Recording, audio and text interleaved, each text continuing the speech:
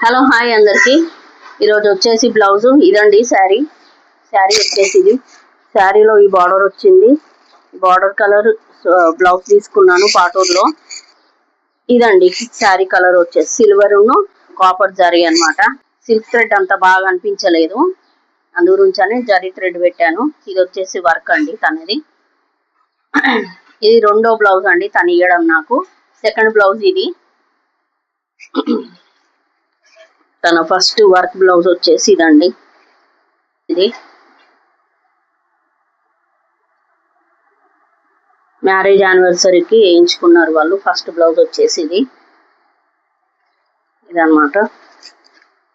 ఏమండి ఇది వచ్చేసి సెకండ్ బ్లౌజ్ ఆర్డర్ ఇచ్చారు వాళ్ళు.